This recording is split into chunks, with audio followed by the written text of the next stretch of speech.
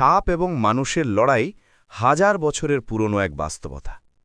একদিকে মানুষ, বুদ্ধি, সাহস ও প্রযুক্তির প্রতীক, অন্যদিকে সাপ, নীরব, দ্রুত ও মারাত্মক বিষের অধিকারী এক প্রাণী। এই লড়াই শুধু শারীরিক নয়, বরং ভয়, সচেতনতা ও টিকে থাকার লড়াই। গ্রামাঞ্চলে বা বন সংলগ্ন এলাকায় মানুষের সঙ্গে সাপের মুখোমুখি হওয়া এখনও নিত্যদিনের ঘটনা। একটি ভুল পদক্ষেপ মুহূর্তের মধ্যে জীবন মৃত্যুর প্রশ্ন হয়ে দাঁড়াতে পারে। সাপ সাধারণত মানুষকে আক্রমণ করে না, কিন্তু আত্মরক্ষার জন্য সে ভয়ঙ্কর হয়ে ওঠে। আর মানুষ ভয় পেলে অনেক সময় অযথা আক্রমণ করে বসে, যার ফলে পরিস্থিতি আরও বিপজ্জনক হয়। এই লড়াইয়ে জয়ী হতে হলে শক্তি নয়, প্রয়োজন জ্ঞান ও সতর্কতা।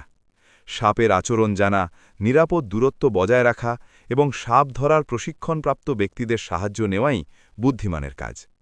প্রকৃতপক্ষে সাপও প্রকৃতির একটি গুরুত্বপূর্ণ অংশ, যেমন মানুষও। সাপ ও মানুষের এই লড়াই আমাদের শেখায় অহংকার নয়, বরং সহাবস্থানই টিকে থাকার আসল পথ।